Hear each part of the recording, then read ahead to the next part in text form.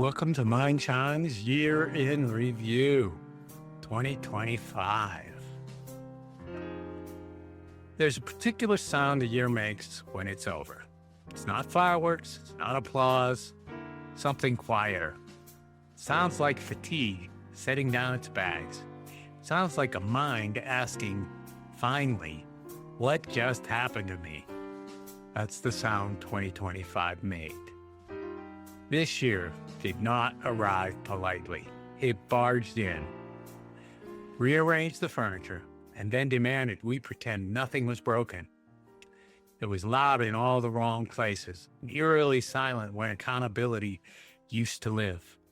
It trained us slowly, deliberately, to confuse chaos with inevitability.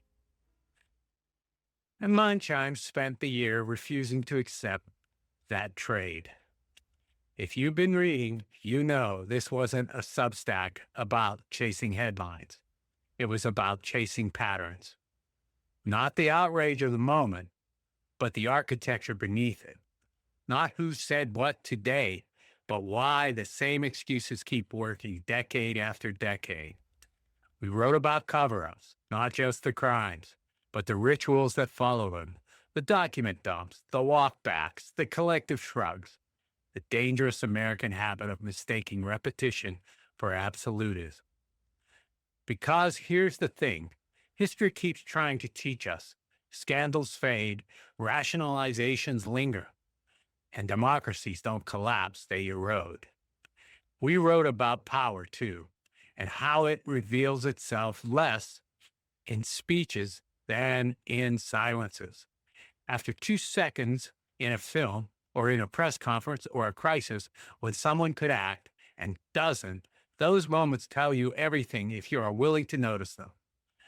We talked about cruelty dressed up as candor, about how quickly America has learned to medicalize behavior it used to call immoral, how explanation has become a substitute for responsibility, how diagnosis is offered, but not as understood, but as statement.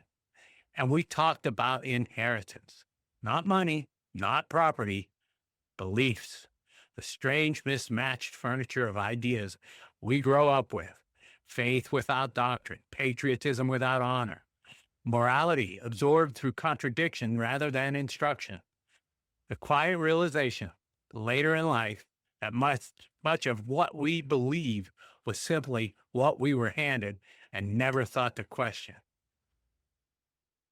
That piece mattered to me because it reminded us that culture isn't taught, it's inhaled. But perhaps the most important theme of the year, the one that readers kept circling back to, was exhaustion. Not burnout as in personal failure, exhaustion as a strategy. Because a tired public is easier to govern than a persuaded one.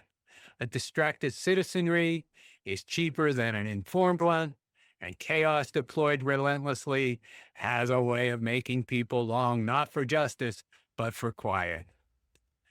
Mind Chimes tried to interrupt that.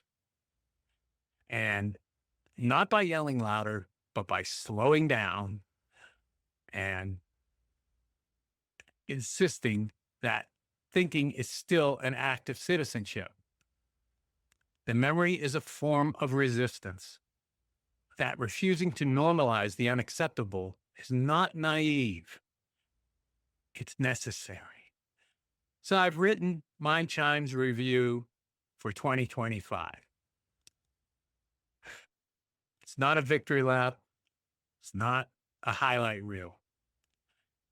It's a reckoning. And it pulls together the essays that endured, the ones that stayed in the room after the noise left, the pieces that weren't optimized for clicks but for conscience, the ones that trusted you, the reader, to sit with discomfort instead of scrolling past it. The review, it asks a simple question. What did 2025 try to teach us? And did we learn anything? If you've been with Mind Chimes all year, this is a moment to pause and see the pattern you've already sensed. If you're new, this is the place to start because the loudest voices always fade. Memory endures. You can read the full Mind Chimes Year in Review now on Substack. Take your time with it. Share it with someone who still believes thinking matters.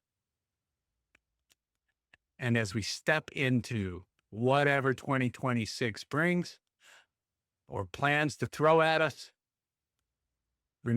just remember this. We don't owe chaos our surrender.